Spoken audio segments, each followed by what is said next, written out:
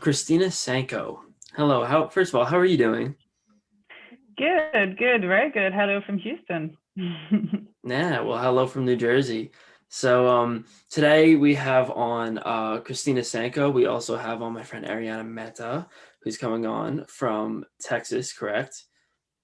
Correct. Houston as well. Yeah. So I wanted to ask Christina Sanko. She works at Prothom. Prothom is um, let's see, it's a literacy company, we could say, but it's a nonprofit, and it's all about getting people that are not really exposed to reading to really get them to be literate, like young children. And I just wanted to know, sort of, first of all, how'd you get into this in the first place? Like what interest do you have in nonprofits and sort of dealing with young children? Great. Yeah, thank you so much for inviting me along. I truly appreciate that. Currently I work with Prothom. We are a large NGO, one of the largest NGOs, educational NGOs working in India to provide access to education and ensure that children have the right fundamental reading and math skills to progress through school. That's what we do. But for myself, I'm a fundraising professional, and I have more than 15 years working in sort of development roles in different organizations in different countries as well. So I've had the opportunity to work in quite a few different countries. I started my career when I lived in London and the UK, and I got into fundraising and development in the eye care sector. So for 8 to 9 years, I worked with a number of international organizations, helping them to raise funds for projects around the world that provided access to eye care. So that could be, access to an eye exam and a pair of glasses, or it could be access to hospitals that provide cataract surgery or other access to other services related to eye health, all in non-for-profit settings. So that's kind of how I got into this space. I currently live in Houston, as I just mentioned, but I started out I lived in the UK, in France, also in Egypt, Dubai, and Mexico, and now I'm here in the US. Wow. So right now, I work with Prothom USA, and we work with donors here in the US, mainly individuals who wish to make an impact in India. And we provide them with an opportunity to donate here in the US, where all of those people live. And then we connect them with our programs and projects in India that really transform the lives of children and families. So one question that really is piquing my interest right now,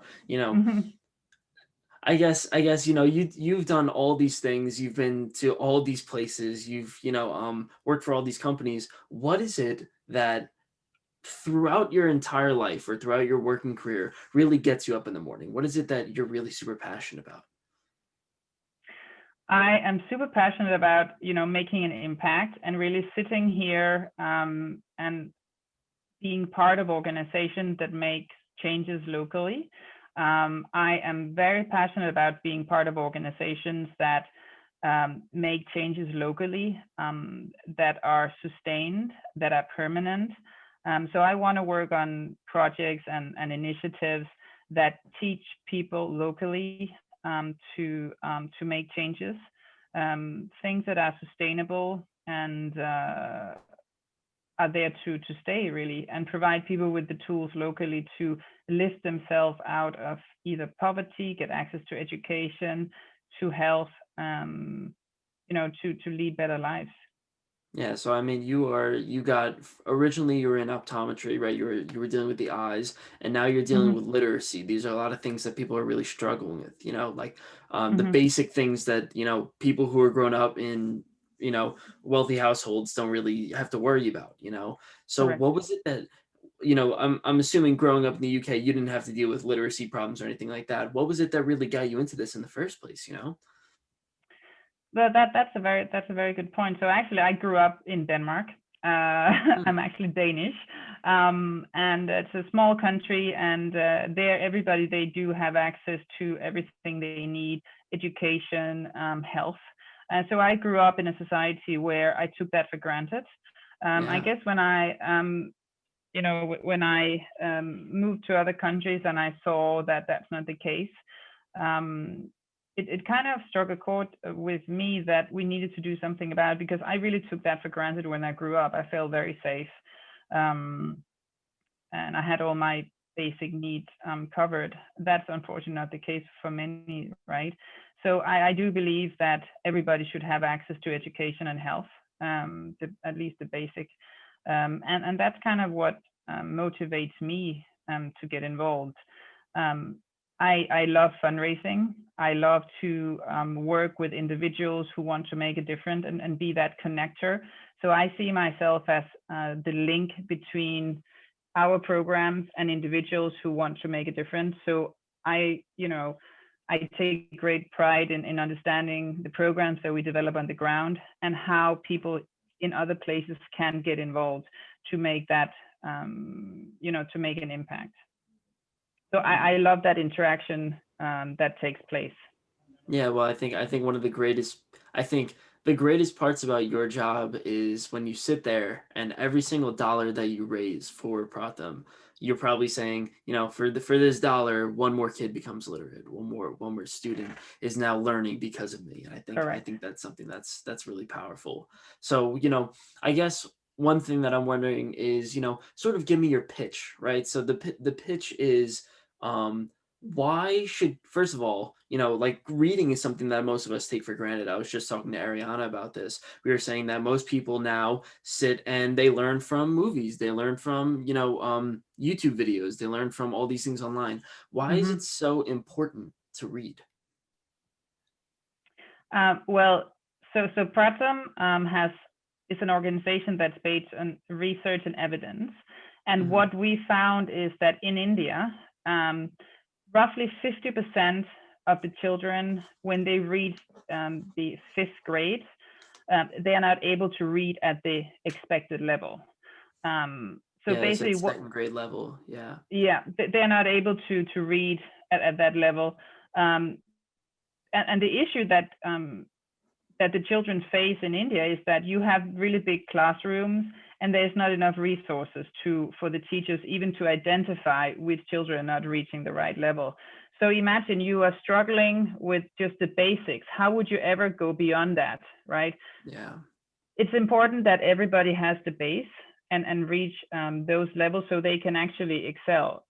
So imagine if you're not able to read at the 5th grade, you will never actually be able to catch up. So what Prothom has done is actually develop a methodology, the reading camps, where children, we work with children, we go into the school, assess the children, and those children that are not able to read at that level, we take them out. They continue to be part of the classroom, but we take them out for activities in the afternoon with our volunteers and our staff.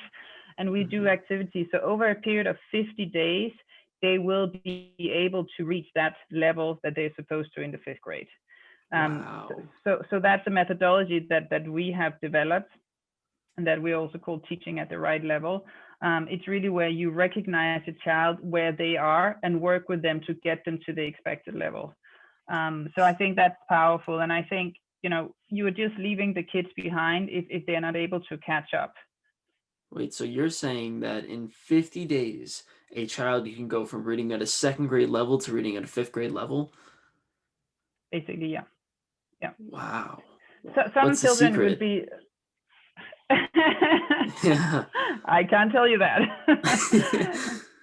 We have some really amazing stories where we have children that took part in that process, and going back and meeting with their tutors. One of the girls, I think, is like 10 years later, how emotional she was to meet her tutor again, and how grateful she felt that she was able to go through this process, and now she's in high school, right? So, had she not been able to catch up, maybe she wouldn't have been able to do that.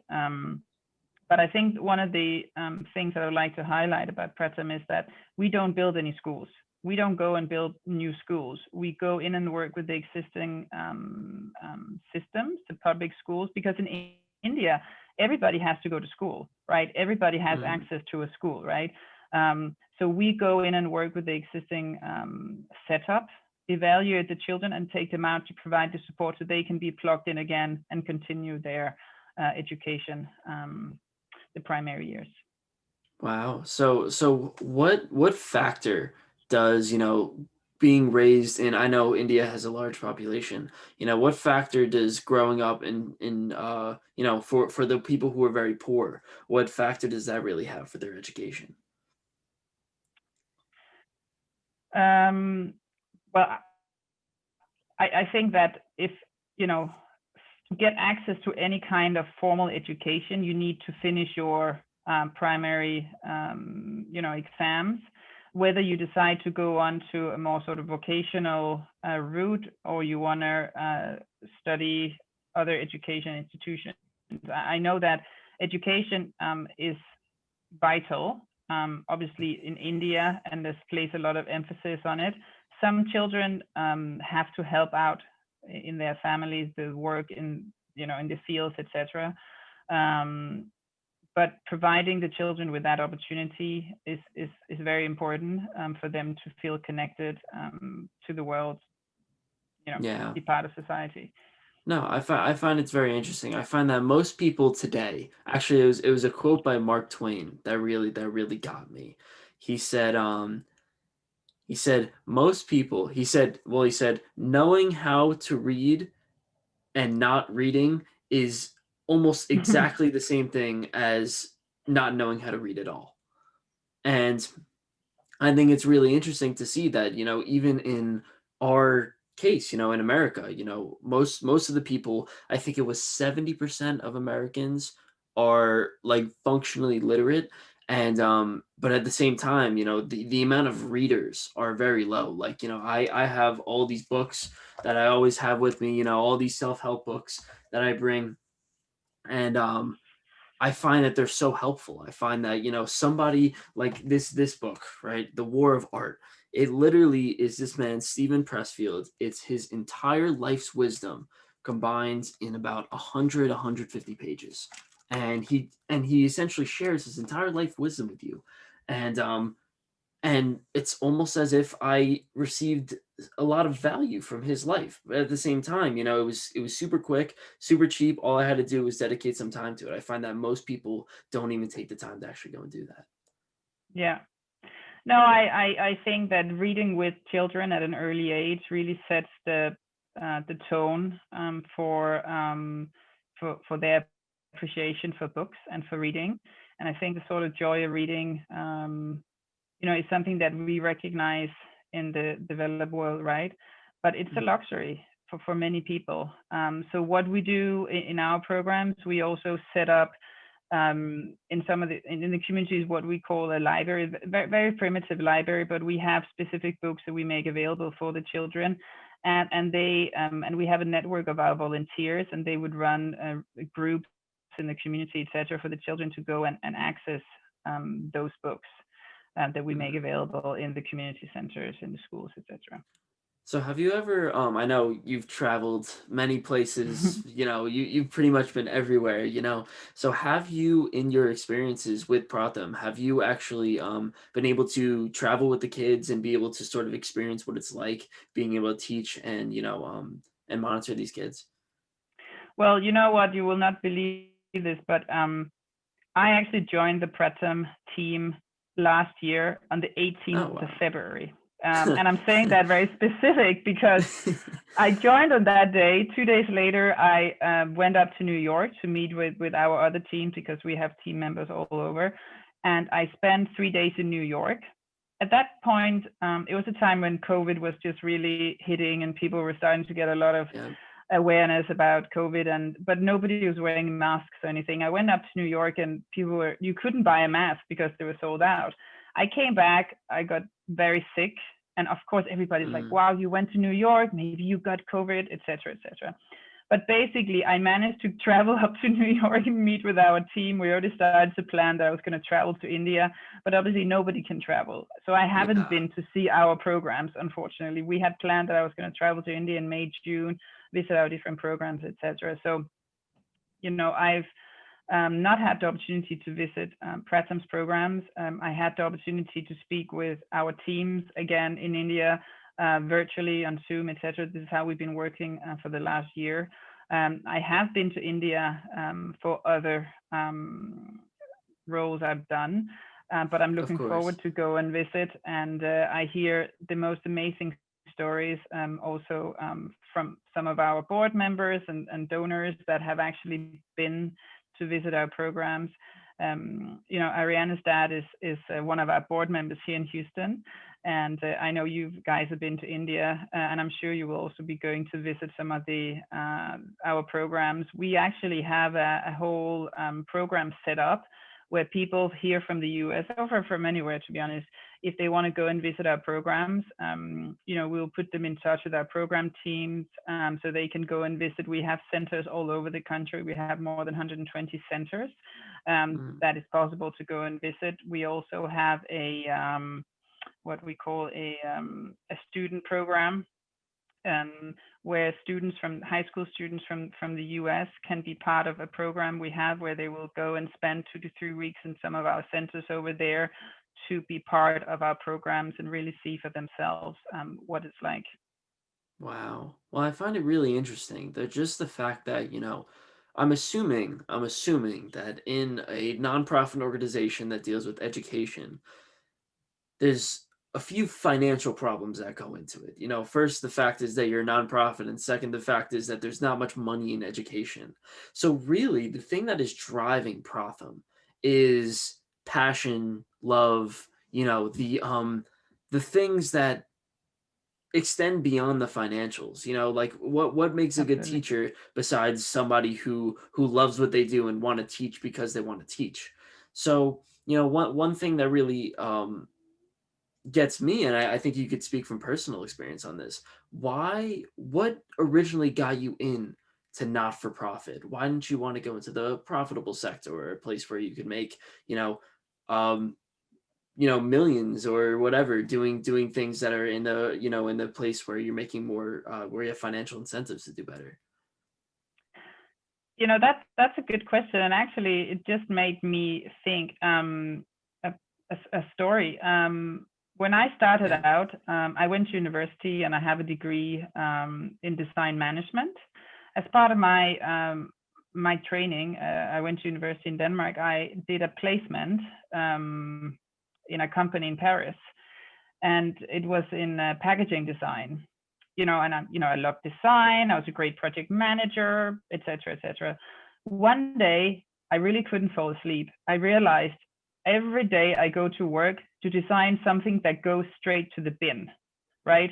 Hmm. Packaging design is all about selling a product, making it look cool, attractive, etc., etc. But by the end of the day, it goes directly into the bin, right? Yeah, to the And I was trash. like, to the trash, yeah, American. So, yeah, sorry. So it was just like, man, I couldn't sleep that night. I came to work the next day, and my colleague said, "What happened with you? Why do you look like this?" And I was like, "I haven't slept the whole night. I come here every day to do something that really doesn't produce anything apart from going into the bin." So that's just a little story. I mean, I did go ahead and do my master's in design management in the UK. But I think it really just highlights that you do need to find a meaning with what you do. And I So think that, you know, yeah, so you wake up, so the next day you say, all right, my work is, we'll say, it's somewhat meaningless, right? Everything goes into the trash. What Describe for me the next, let's say, 6 months of how your life changed after that? Or was it a slow progression where you're like, you know what, let me yeah. let me start making some changes? Or was it like, you know what, I'm done. I don't want to do this anymore. I want to make a big change in my life.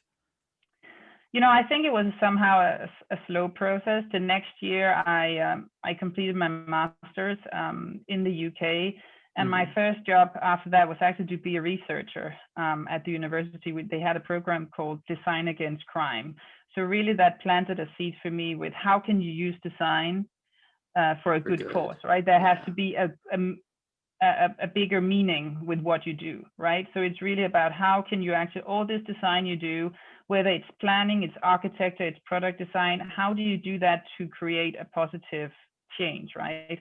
how can you use this to stop crime? So that's kind of how I actually utilized, what can I say, design to have a positive impact and a meaning. And from that, I went on to work on a project. Again, that was set out to create social change in Manchester, in the north of England. They received funding from the European Union to help improve the lives of the local people. And we designed different programs. So we designed a film festival to encourage young people to get involved with films and promote films made by local children. We hosted workshops where they could get involved with acting, and these were kids that were from sort of a very deprived areas. And then at the same time, we also provided business support for people who wanted to set up a small business. We helped them design websites. That was back in the days when we were just starting all of this, right? So I think that's been sort of my journey, actually seeing a positive social impact through the work that I do. That's very important. Whatever impact it is, it has to have sort of. So have you ever had a moment? I noticed this when I was doing tutoring, just in high school, just doing tutoring of a bunch of kids for math, and like younger kids, and there was just one moment when I would be speaking to them, and everything in that moment, like they would be struggling on a lesson, they wouldn't be able to get it, and then that one moment happens where they just get it, and everything clicks and they get it and they're like, oh, and it all comes together and they start scribbling down on the paper like, this is awesome, like I finally understand the lesson.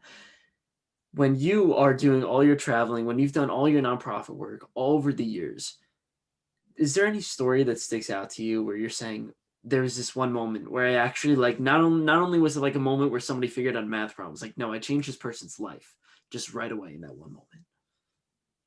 Yeah, I mean, I think a good example for that is actually when I worked in eye care, right? Because I mean, here in a moment, you can change somebody's life. As an example, somebody suffering from cataract, they might be blind. They go in a surgery that takes 15 minutes, they come out and they can see. That is very powerful, and it's a very cost-effective intervention, right? You have somebody, this is probably somebody who is in their 70s, let's say, but they're struggling with their sight. In Africa, in India, if you don't have means, you will not have that operation and you will be blind for the rest of your life, right? But I know that on one occasion we went to Haiti. We're setting up an optometry school there with the university, and part of that we're doing an outreach where we were providing opportunity for the local population to come and have their eyes screened. And when we do those things, there's always these stories about, we see a child that couldn't see anything, but there was a girl who came up. She was like a young girl, I think she was like 7 years old. Her grandmother had brought her in, and through a very simple eye exam, it was determined that she needed glasses, but she had really severe impairment, and we're like, how could she go about in her everyday life? I mean, she couldn't see anything and she couldn't read. I mean, like, you couldn't see the blackboard, or she couldn't read the books. And, it's just like, just because we were there, this girl, she got glasses and what she needs, right? But it was very severe. And then we handed her the glasses. I mean, this was, I had left already, but we had one of our teams, handing her the glasses, etc. It's such a heartwarming experience, just thinking something so simple that we take for granted, that if that girl had not been brought to that clinic by her grandmother, she would have been struggling in school, right? Because she couldn't see properly. So, that is just an example. And obviously scaling that is really what will create change, right? That was a one-off, but putting processes in place and training people, so there are optometrists in Haiti that can provide these services to the local population. That is really what is needed. So you have spent, first of all, I'm sure you kept account. How many countries have you been in your life? How many countries? Yes. Oh man. I think like, I don't know, 40, 50 countries probably. 14 or 40? 40. Oh my. So let's see. What was your greatest experience going on a nonprofit trip? And I guess a better question would be, what exactly did what was the most meaningful, right? What was the one where you're like, this trip was above the other 40, 50 other trips that I've been on? Well, I think, so I also worked on a large hospital that was established in Cameroon. I was part of the fundraising team there, and we actually brought a funder from the U.S. Government agency. We brought them down to Cameroon. I was part of that trip where for them to sort of assess the hospital and see, meet the team and see the processes and really sort of evaluate whether they would want to invest in the hospital. I mean, that was definitely what I would say. It's a very meaningful experience because we managed to bring on board a very significant investor to support the hospital. And that hospital was a non-for-profit hospital. So from a sort of high level, that was meaningful since we were able to establish those connections. Obviously, we didn't change one person's life, right? We were treating thousands of people at the hospital, and we'll be doing that over the next 10 years. So you really make a change. So that was meaningful. I think that was something special for me. So there's one thing that sits on my mind all the time, and I haven't traveled many places, but at the same time I want to travel a lot. And what I've realized is that I want to travel because I have not experienced other people's lives. Like, I know what my life is like because I've lived in my life. I've sat in my own shoes, and I know what my neighbor's life is like, but we're all under the same sort of umbrella. But if I were to go to Cameroon like you have, if I were to go to Haiti, if I were to go to India, all these places, you literally walk into an entire different world, and you start to understand the world better because you have all these experiences. Everyone is having different experiences than you, rather than me or my neighbor or the other person who goes to university with me, and all of these things. So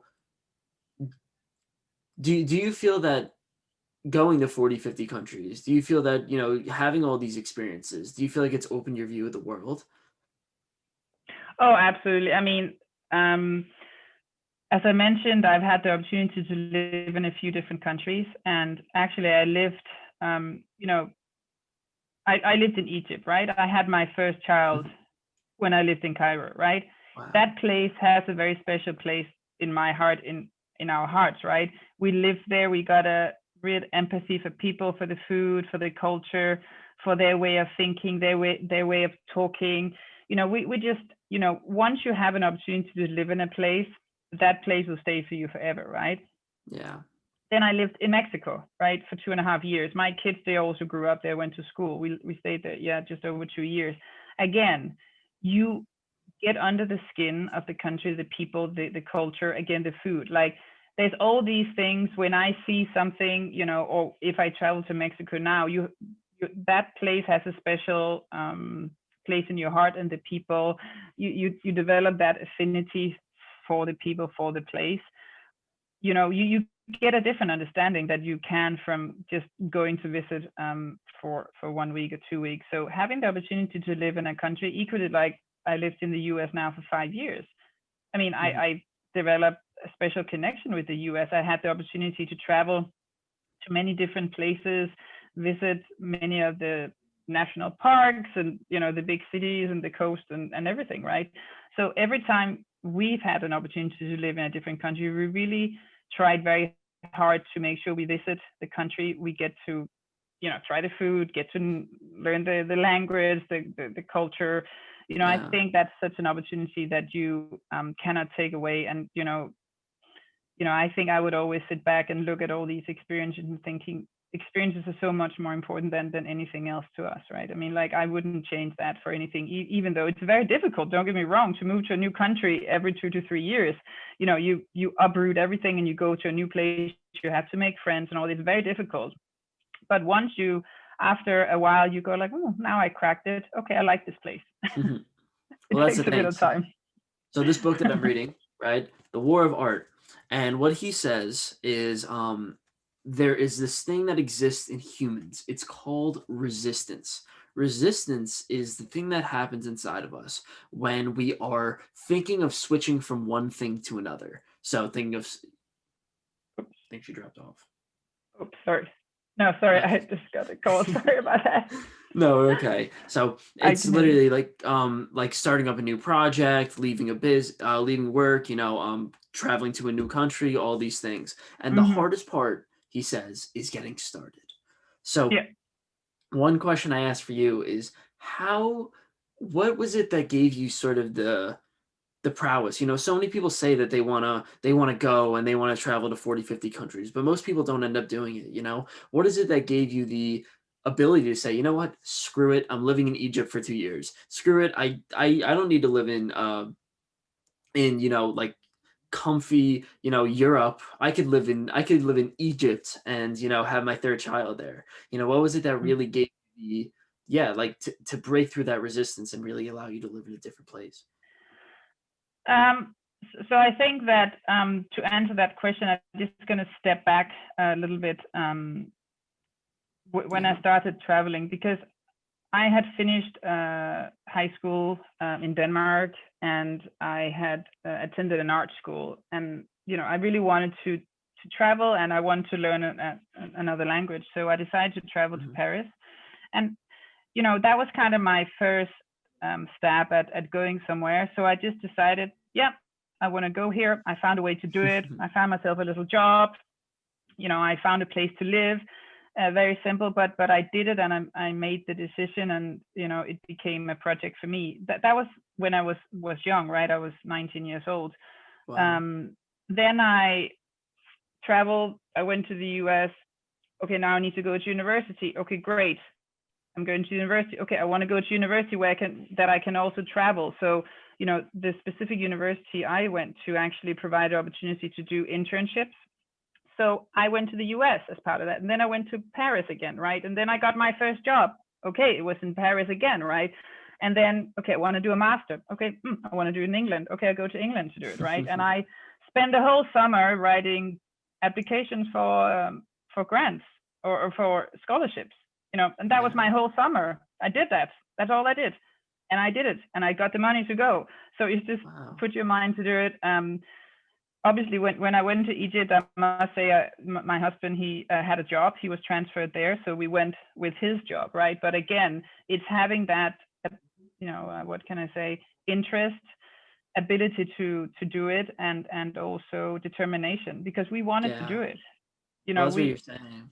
You're making it work. That's the thing. Like, you're saying, I'm not just going to throw away everything and just kind of like ditch my responsibilities on all these things.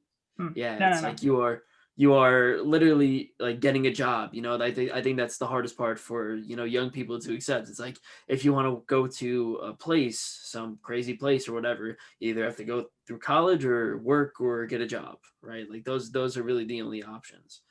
Yeah. I think you need to have the intention, the vision of going somewhere and really wanting to embrace all of those good things. It's you also have to be open to things that are different, right? You can't go and say, I just only want to have it like I have it at home. That's not going to happen, right? But by the end of the day, end of the experience, we got to love all of those things, right? And we took it with us. And right now, if you look at my home or the way I speak, what we do, we have small pieces of all those places with us, all those that has helped shape us who we are today. So I think it's it's amazing to look back on, right? But when I started off on that journey, I really didn't know where it was going to lead me. That's for sure. I think that's the best part. That's what's awesome about it, though. It's like you have no idea what's going to happen, but it's awesome because you have no idea what's going to happen. I think a good question is, out of all the things that you've done, just traveling wise, what do you think was your greatest experience, or name one of your greatest experiences, just going out and really, like being thrown into a place where you've never been before? We had a really amazing time when we lived in Egypt. It's such a crazy place. My husband always says it's a bit like the Matrix, when you have all these things flying and you're bending back and you're learning, because there the traffic is crazy. When you go outside your house, it's dusty, it's noisy, smelly, the traffic. But once you learn how to read the chaos, you can kind of strive, because everywhere you look, it's crazy. You have wires hanging everywhere. The buildings are built on top of each other. You have donkeys and camels and cars everywhere walking in between each other. And when you get there, I remember that one of the first nights we're driving in a taxi. It had a hole in the bottom, and we're driving on one of those flyovers, but they're very primitive there, and they have holes everywhere and stuff. I was crying. I was just crying because I was so scared of driving in this little taxi. He was driving like 100 kilometers an hour, But then at the end of it, you just crack it and you're fine with it, because you know what to look for and how to behave, right? So it's a fun story to tell afterwards. But that night I was very scared because it was dark. He was probably driving without lights. There was a donkey walking on the motorway, and once you learn to read the chaos, you can sort of navigate the space. My dad told me the same story, similar. He said he went to Mumbai in India, and he goes, in India, people walking don't have the right of way. They do not. So he's like, if you're trying to cross the street, it's not like you have to avoid the cars. Wait. Yeah, it's not like the cars have to avoid you. It's like you have to avoid the cars. So, so he's saying it's hectic, crazy, but at the same time, it's fun. I feel like there's an art to crossing the street in Mumbai. There it is. I get scared. Yeah, I hear you. I mean, it is. It's just, but once you know how to do it, right? It takes a bit of training and a bit of learning, but once you learn it and you feel confident, you can do it as well. I think that's kind of a good point to take away from this. So is that how it is? So you have to literally like you are sitting there and a car whizzes by you and you just kind of have to stop and let it go by, and then you walk past and pretend like nothing ever happened. Is that? It is definite. I mean, road safety in India or in Egypt is not something to look at for inspiration. I would say that it's very dangerous, to be honest. But once you kind of know how people behave, you can kind of fit into it, how they behave on the roads. Interesting. So Ariana, do you have any questions? I said a bunch of questions. I know that you have a bunch waiting on you. Yeah, so I was kind of thinking, you've been to so many places and you've been here for only 5 years. Are you considering traveling somewhere new and picking up your life again and settling down somewhere else? Yeah, I think that will happen at some point, right? I would actually like to go back to Europe. I would like to take my kids to live in Denmark. I haven't lived there for 20 years probably. So I would like to have the opportunity to go back home, so to speak, to try to live there for a while and be close to the family. But you just never know what's going to come around the corner. I just know that we are sort of ready for those changes, and even my kids, right? They know that some changes can come, and they would actually like also to try to live in Denmark. So that is probably like going home, to be honest. That might be the next step before go somewhere else later on in life. Yeah, you've definitely given your kids the experience. So many kids don't get to travel like they do, and they have so many cultures under their belt already. And I don't even know how old they are, but that's crazy. It's a cool experience. They're 13 and 10. And they, a funny story. So my son was born in Egypt, but he grew up in the UK from when he was 2 to 4. And then with people asking, where are you from? He would go, I'm from Africa. And we're like, okay, yes, technically, yes, the continent of Africa, you were born there, but, but that was his story. I'm from Africa. So that was how he perceived himself at that point. Well, it's interesting, because I have, like I lived in New Jersey. I lived in the same town my whole life. And, I was, my parents were happy about the fact that I had stability, right? Like the fact that ever since I was a kid, I've had the same best friend from, the time I was 7, So the thing is, you guys have taken the completely opposite route of saying, you know what, stability is actually, there's some bad parts of it, right? Like the stability itself is somewhat bad, and maybe I want to embrace this sort of like constant switching and change and sort of like a chaotic method, but at the same time, there's beauty in the switching and like Mm, embracing different cultures and all these things. So, what would mm. you recommend? Would you recommend the switching of cultures and keep moving around, or at the same time, having stability behind your belt?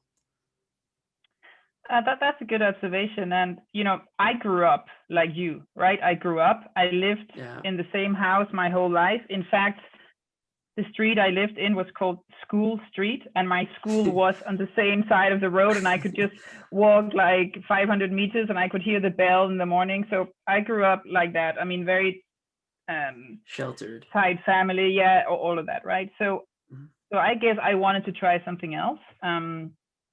But I think one of the key things is when you do move around like this is to create something that is stable, right? Because everything cannot be shifting at the same time. So we had always very strong connections back home, so to speak, Mhm. and creating a base there, something that you call home, because every second year you move from one house to another, so to speak, Mhm. and creating a home base that is permanent, but also where you live, we work really hard to create a home and create connections locally, of course. And whenever we move to a new place, we've worked really hard to quickly establish a friendship group for the kids and for ourselves.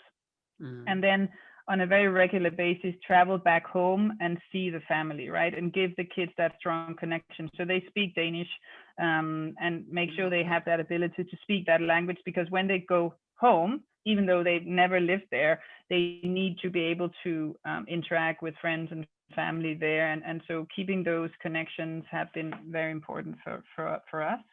And, my husband, he's actually from Venezuela. So, again, Okay. there is lots of different moving pieces, but having a strong sense of where you come from, I think is important. And I've worked hard to give that to the children, so they feel that they are from Denmark, even though they've never lived there. Um, Or but they claim they're from Africa. yes, and now they do know where they're from. But Well, so I that's think nice. that's So what's that? you're saying they have a culture, right? So like Yeah. even though they're experiencing all these cultures and dealing with all these things from Mhm. the outside, at the same time they still have one root culture that if they go back at the end of the day and they're saying, "What am I?" like really trying to define themselves, they say, "I'm Danish." Yeah, I think so. I mean, they of course have close connection to Venezuela as well, and from each country we lived, and because we haven't managed to, what can I say, we haven't lived in one place for that long time, they Hmm. do have a connection to those places, but they don't feel really rooted in that place. And they always gone to international schools, so all the other people are in the same situation, right? Um, Mm. so all their friends are similar to themselves, that I was born here and then I lived there, and they can quickly make friends when all the other people are friends that have also moved. So when you come into a new school, they're like, "Do you want to be my friend?" Yep. Okay, great. Right, because they don't have that network of close friends. And it makes you But they outgoing too. yeah, it you kind of have to quickly learn to establish new contacts and become friends and yeah, Wow. let people into your life. So I think one of the best things about, your entire story is that you have been able to not only travel, everybody says that they want to travel. Me and Mm, Ariana, we've had conversations about, yeah, like traveling is so awesome, right? And like being yeah. able to explore and like, like going on road trips and stuff like that, like it's so cool. But you were able to integrate that into your own personal life, right? Mm, Into your work life, into your mm. into your family life. You're not just kind of like going out and saying bye kids, you bring them along with you. And what do you think is sort of like, I guess, here's two questions. First, what do you think is the biggest misconception that people have about traveling, right? Because it's definitely a big problem people see in sort of being able to being able to travel and live sort of freely, right? Not being restricted to one place. And also, how do you find that you're able to manage that? How do you find that you're able to, sort of bring everything together rather than just, struggling to put all the pieces together when you travel? Mm-hmm. Well, I think, a misconception. It is possible to live in different places and, let's say, have children, and they can learn to live that way, and it's not going to damage them because they go to a different school every second year. That's a misconception I've heard, right? Oh, it's not good for your kids. Oh, it's not good because then they're going to miss their friends and all that. No, yes, you will talk about the people you left behind, but then you make new friends, and then you might meet up with them again when you move to London, because the friends that you have when you lived in Egypt, they now live in London. And, so I think that's a misconception, that, it does become more difficult when the children are older, but I think they've got used to it, and they have developed that sort of resistance to change, which is a good thing. Yeah, which is a great thing. And the second thing you said, how to manage it. So I think it's very important that when you move, you somehow integrate in the local community, whatever that is for you. Quickly try to get some activities going. So whether it is, if you like to play music, or you are into art, or you're into sports, something that was important for me is every time I moved to a new place, find a new place to work out. Just create routines very, very quickly, and create connections with people, and reach out to people, different groups. There might be a group, you join some of those networking groups, whatever. Just go out there and be open to meet with new people. I think that's important. Whatever you share interest, there's always somebody in a new place that has the same interest, most likely. Well, that's my biggest critique of traveling, or most people who normally travel, is that most people love to see the monuments, they love to see the land, the landmarks and all these things, but they never immerse themselves in the culture, right? And by doing that, what you just said, you're able to meet the local people, and being able to, get in touch with souls instead of getting in touch with objects, like we want to go to Europe, but at the same time, my family wants to go and see the double-decker buses and and the Eiffel Tower and all these things. Like, those are just objects. There's something a little bit more special about going and immersing yourself in the culture. Absolutely. One of the things that I know when we travel also here in the US, is to do something, not just to see something, right? You want to walk it, you want to experience it, you want to get in the water, get on the snow, walk the trails. I don't want to drive and just look at something, right? I want to actually experience it. I want to feel what it is like to walk up that mountain in that park. Yeah. I don't want to look at things anymore. I don't want to travel just to another city to say I've been to see that city. I want to experience it. Wow. So not only have you traveled to 40 countries, you've had 40 experiences, which is it's like next level. Is open for you. Not right now, but hopefully next year we can travel again. Ariana, do you have any other questions? I do not, but thank you so much. It was very nice to just sit back and relax and listen to the conversation. I learned a lot. No, this is just a fun conversation, like listening to somebody who's just so, I guess, well experienced, you could say, who's just kind of just experienced the world. And I think it's really awesome having this conversation. Well, thank you for inviting me. I enjoyed this conversation. You had some really tough questions, which made me think and reflect on some of the things. So that was really nice. Thank you for inviting me over, and it's nice chatting with you just this Friday afternoon, getting ready for the weekend. Yeah, awesome. Christina Sanko, thank you so much. You're welcome.